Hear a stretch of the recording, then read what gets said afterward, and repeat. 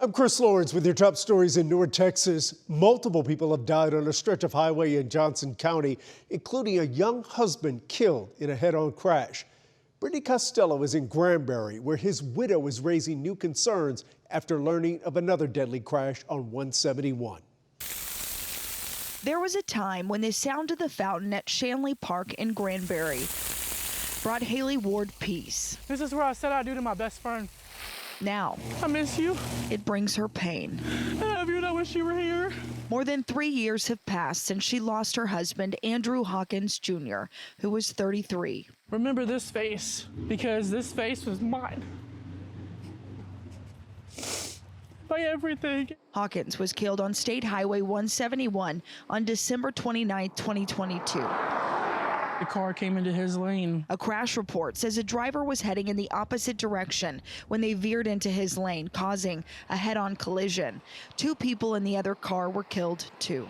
It was Ward's 30th birthday. It's something that stays with me. When she heard our story about 19-year-old Alex Ortiz, who was in the ICU from another deadly crash in June, just miles apart, it shook her. I was crying. A 19-year-old. Her mother, Melissa Petty, says the pain is unimaginable. People need to slow down and pay attention. That's simple. Lives are at stake. They blame what they say is a dangerous highway.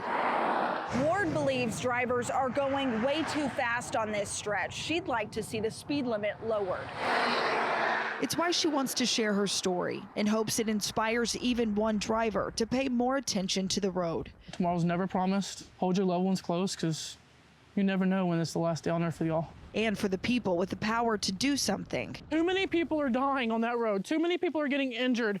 She hopes her pain is something they never have to experience. Something needs to be done. In Granbury, I'm Brittany Costello. A broken air conditioner has forced crews to temporarily relocate from Fire Station 43. As Kevin Reese reports, Dallas Fire Rescue officials say it won't impact coverage, but the Firefighters Union has some concerns.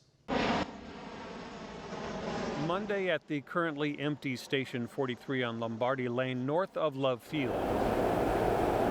The single window AC unit is still running, but that's about it. Last week, DFR temporarily abandoned the station because the central AC at the 68-year-old building no longer works. Dallas Fire Rescue says they brought in portable AC units to make up for the lack of central air conditioning here, but that those units kept tripping the circuit breakers at Fire Station 43. So that's when they decided to move the firefighters and their equipment to other stations nearby, including Station 30. Engine 43 is there now at Zodiac and Royal Lanes, roughly 2 miles away from where it would normally be. What it's causing right now is a delayed response time in the city of Dallas. Union President Chris Peterson says he is worried about the impact on response times. You have a huge industrial area right there with no truck coverage within 5 minutes. In a written statement, Dallas Fire Rescue says that this temporary relocation of Station 43 crews and equipment does not impact coverage in Station 43's district. Strategic positioning across adjacent stations ensures continuous protection for all residents. My other concern is the well-being of our firefighters. Those guys, this is their home. They spend a third of their life at these stations. No AC, that's not a home. DFR says that a fix is underway, that technicians are at work to get the Station 43 crew back at their home. The city manager expects repairs to be completed by early next week, if not sooner. In Dallas, I'm Kevin Reese. Teachers are back to work in one part of Collin County, and Community ISD is actually bucking the trend of enrollment declines. In fact, they've seen the student population double in the past 5 years. Jobin Puneker shows us how the district is handling that growth, which is spread across several cities.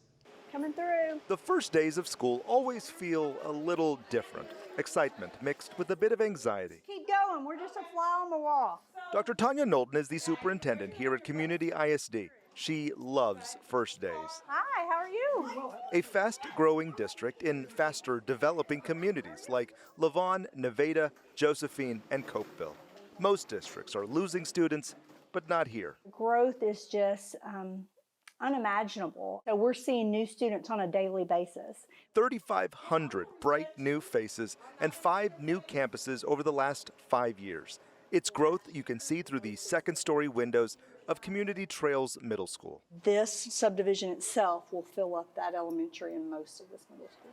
But that's not all that makes this district unique. It has a 4-day school week. It has for 4 years. So to get competitive and be able to attract people, this 4-day week was something that we tried, and it was amazing. Now, they never struggle to attract teachers or keep them. They have teachers driving in from Dallas even. Dr. Knowlton reminds us they still have the same number of minutes of instruction as any school. Each day is just a little bit longer. School is starting earlier than normal this year because parents voted for a 1-week fall break in October. The district has never brought teachers back in July. That'll be a new normal. One thing students will notice this year is no lettuce on the school menu for at least the first 3 weeks because of the cyclospora outbreak. It's totally out of precaution. We didn't get any bad lettuce or anything like that. We just wanted to be very cautious. They're also now a 5A district. Every year comes with something new. Welcome to a growing place like this. In Nevada, I'm Jobin Puneker. A 40-year-old shopping center is getting new life in Arlington, and some residents tell Richard Solomon they've been waiting for this kind of development for a very long time. This will be our Buffalo Mac. Just steps away from AT&T Stadium. Comes with fries, mac and cheese. It's where you can find love. It has buffalo and ranch on top. Cooked to perfection. Made by Urban Love. Giselle De La Cruz is the assistant manager of Urban Bird Hot Chicken, a restaurant just a little over a year old. It's been really busy, especially for that FIFA event that was going on. It did bring a lot of customers. It's one of the newest places in this area in Arlington, but not for long. We're thrilled to be a part of the next chapter. With the ceremonial toss of dirt, the transformation of Lincoln Square is officially underway. It represents a new Lincoln Square. And soon it'll have a new name. Turning into Anthem, that's the new name. This is Lincoln Square now, but picture in 2028, a place you can go for movies, dinner, really the perfect place for a date night. This is the gateway to downtown Arlington and the Arlington Entertainment District. Mayor Jim Ross says the old shopping center will be transformed into a lifestyle destination. The project will cost about $135 million, bringing things like entertainment, shopping, and dining. What really matters is this type of project here is bringing tax dollars to Arlington. It's bringing jobs to Arlington. And that's the vision of this place. It will make our sales go up too. Anthem is designed to be Arlington's next go-to destination. Good chemistry. And when it's all said and done, Fall in love. the perfect date night could start right here. Fall in love with our chicken too. In Arlington, I'm Richard Solomon. You know, we'll be sure to keep an eye on its progress, and those are your headlines from North Texas.